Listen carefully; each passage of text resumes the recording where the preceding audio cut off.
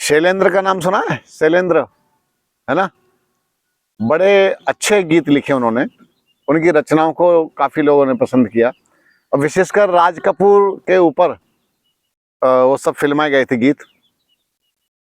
अभी हलचल मत करो जी, अब बहुत पुराना गीत है, मुझे बड़ा अच्छा लगता है, आप भी उसका आनंद लीजिए। तुम आज मेरे संग हंस लो, तुम आज मेरे संग गा लो, तुम आज मेरे संग हंस लो, तुम आज मेरे संग गा लो, हंसते गाते इस जीवन की उलझी राह संवारो, तुम आज मेरे संग हंस लो, तुम आज मेरे संग गा लो, हंसते गाते इस जीवन की उलझी राह संवारो, तुम आज मेरे संग हंस लो। दुख में भी गाए मल्हारे, मल्हार जानते हो? दुख में भी गाए मल्हारे, वो इंसान कहलाए, जैसे बंसी के सीने में छेद है फिर भी गाए, जैसे बंसी के सीने में छेद है फिर भी गाए, रोते रोते गाए मयूरा फिर भी नाच दिखाए, तुम आज मेरे संग हंस लो, तुम आज मेरे संग गा लो, हंसते गाते इस जीवन की उलझी राह संवारो, तुम आज मेरे संग हंस लो। शाम का सूरज बिंदिया बनकर सागर में खो जाए, देखा होगा सूर्यास्त, देखा होगा समुद्र में। शाम का सूरज बिंदिया बनकर सागर में खो जाए, वही सवेरे किरणें लेकर आश की ज्योति जगाए, वही सवेरे किरणें लेकर आश की ज्योति जगाए, नई उमंगे नई तरंगे जीवन ज्योति जगाए, तुम आज मेरे संग हंस लो, तुम आज मेरे संग गा लो, हंसते गाते इस जीवन की उलझी राह संवारो, तुम आज मेरे संग हंस लो, तुम आज मेरे संग गा लो। आपकी समस्या बताओ क्या है? क्योंकि गीत को आप नहीं गा पा रहे मौन होने के कारण। चलिए बहुत बढ़िया, ये भी आनंद है। अच्छा, इच्छा हो रही हो लेकिन आवाज बंद कर रखी हो, अंदर से बोलने का मन हो रहा हो और आवाज पर ब्रेक लगाया हो, ये भी एक साधना है, ये तपस्या है। आपकी जीभ के जो रस है ना, जीभ आके ये ऐसी नहीं संभल के आते, इनकी बड़ी साधना करनी पड़ती है। वाणी ऐसे नहीं सदती है, साधना करनी पड़ती है। मेरा भी समय आ रहा है लंबी साधना के लिए, मौन का लंबा देखेंगे, या तो तपोवन में रहेंगे या किसी और जगह जाएंगे लंबी दूर। तपोवन में रहे तो बरसात का पूरा आनंद वही लेंगे जम के, और किसी से मिलने का नहीं रखेंगे, किसी से नहीं मिलेंगे इस बीच। 2 महीने का रखेंगे शायद, तो ये चल रहा है, बहुत तेजी से हो रहा है। और एक बात बताता हूं, जब मौन साधना प्रारंभ होती है, पता है मुझे तो पता है, मैं अपनी बता रहा हूं, 1 हफ्ता पहले, 7 दिन पहले आवाज रुकनी शुरू हो जाती है, आवाज बंद होनी शुरू हो जाती है।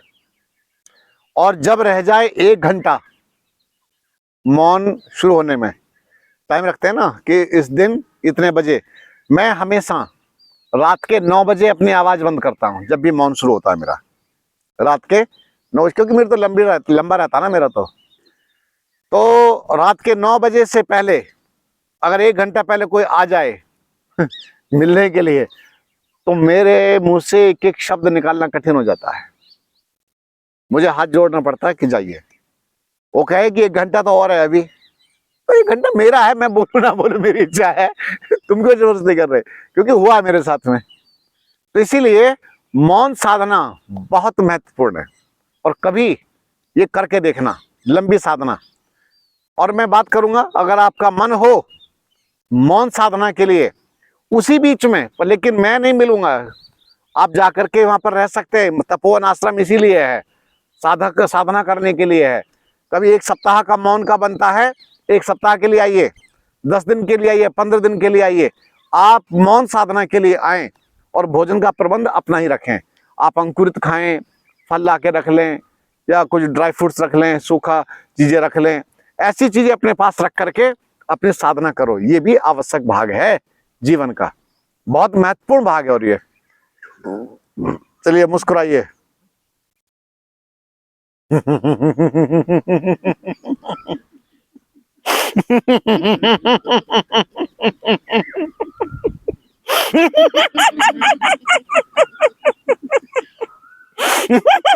खाना नहीं मिलेगा। थाली देखते ही बोले खाना।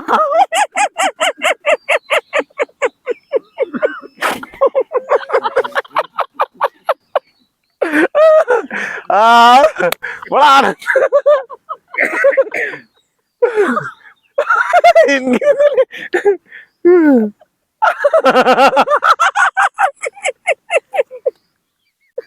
इन्होंने सोचा आज खाना नाश्ता उधर है।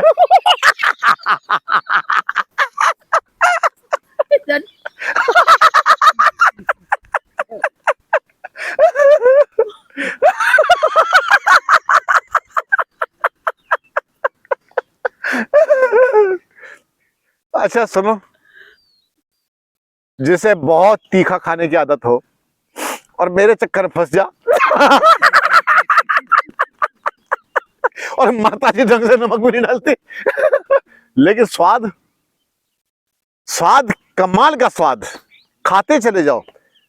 आप मुझे बताइए, क्या इस तरह का आहार खा के कभी आदमी बीमार हो सकता है? सड़ा सड़ा के गला गला के उसकी जान निकाल निकाल करके खा रहे होते हैं, तो वो कैसे असर दिखाई देगा। तो आइए अगली हंसी, जिसका नाम है छौका हंसी।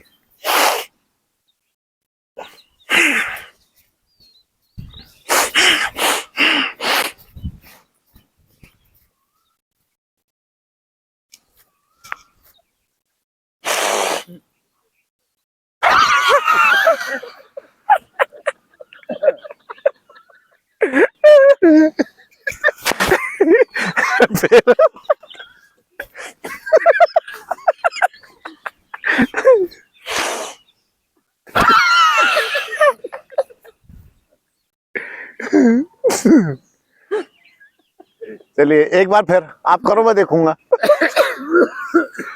शाबाश, करो, अरे करो।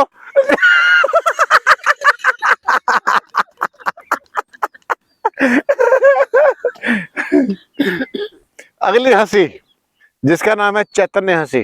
दोनों हाथ ऊपर, सोच लो दुनिया अपने बाप की है।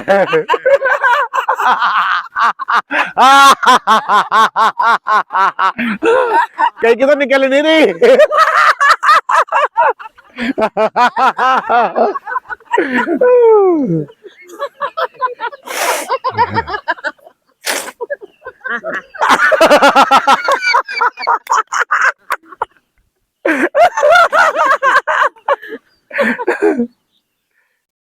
बहुत पुरानी बात है, काफी लोग थे, भीड़ ज्यादा थी गांव में। एक बूढ़ी माता जी थी, उसको कम सुनती थी, बिल्कुल जैसे ठेठ बूढ़ी माता होती है देहात की। उसको कुछ समझ ही नहीं आया, तो लाठी लेके सीधा मेरे पास चली आई। क्या कहती है, क्यों रे तू बावला है? और वहां जितने लोग बैठे सब के सब लोटपोट। बोले तू बावला है? मैं कि ना, मैं बावलों का सरदार हूं। पागलों का सरदार। वो छोटे पागल तो मैं बड़ा पागल। आइए अगली हंसी है उन्मुक्त हंसी।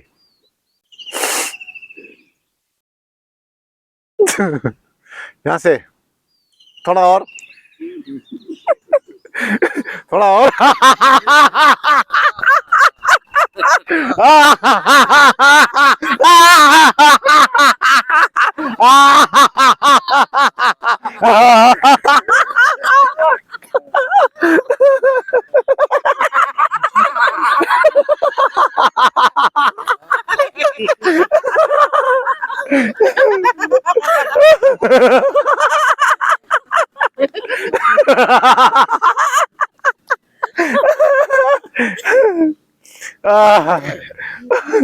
अगली हंसी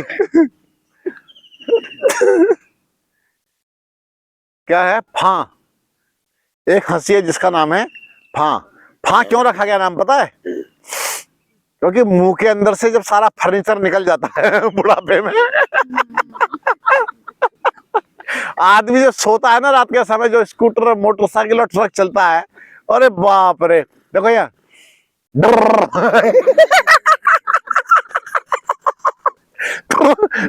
बड़े जोर जोर से चल रहा होता है वो ना। तो अच्छा वो सुनो, उसे कोई टेंशन नहीं है, उसे कुछ पता भी नहीं चलता कुछ पता नहीं चलता, और वो इतने मजे में सो रहा, गहरी नींद, लेकिन दूसरों की नींद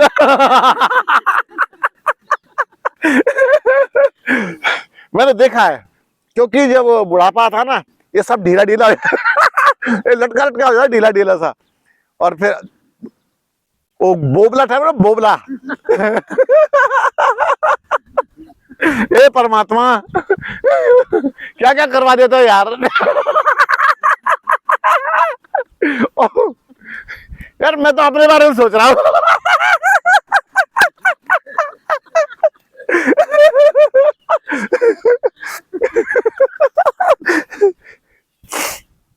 वो भी आनंद है एकदम बुढ़ा और बच्चा, बच्चे के अंदर भी नहीं होते हैं दांत, बच्चों को कहाँ होते हैं, छोटे से बच्चे को, और एकदम बुढ़ापा आ जाता है। लेकिन आजकल तो नकली दांत आ रहे हैं, और जिनके पास पैसा है ना, 2-2.5 लाख रुपए होते हैं, वो पूरा का पूरा ट्रांसप्लांट करवा लेते हैं, और वो फिर चलते रहते हैं। चलिए इसके बाद अगली हंसी फां।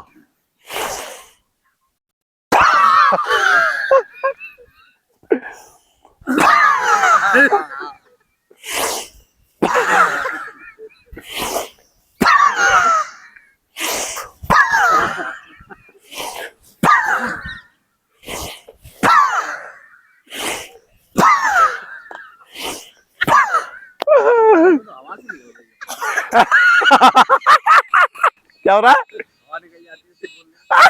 कह रहा आवाज, हाँ इनका तो चलेगा, हम 2-3 लोगों पर कोई बैन नहीं है हाँ जी, बस चल रहे हैं, हो गया। रावण हंसी। रावण हंसी के लिए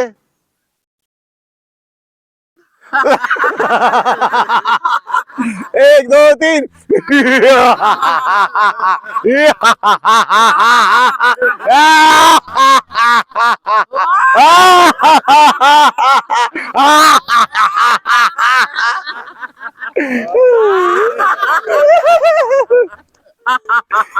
अच्छा मैं वैसे पूछता हूँ, आपने किसी को, जो किसी की डेथ हो जाती है, गाना गाते हुए रोते हुए देखा किसी को?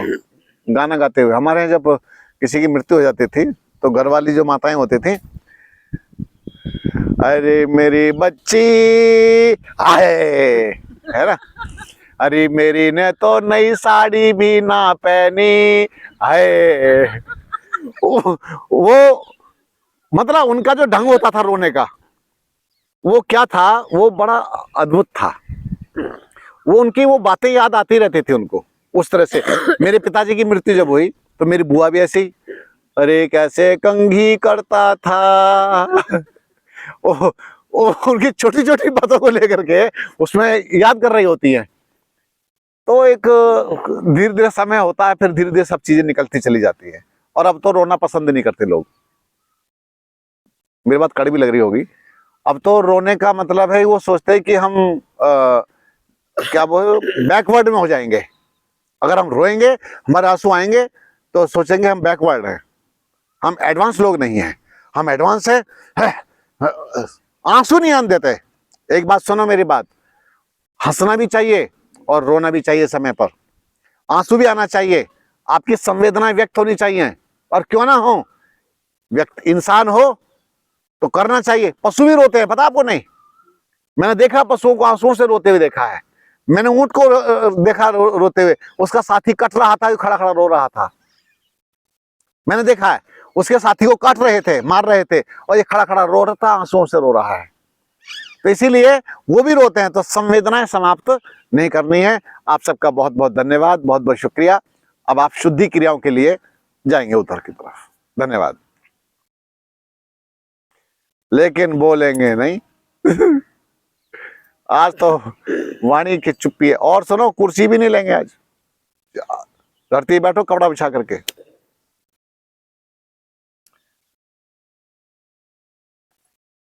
इसे देना उठा के बंद कर दो।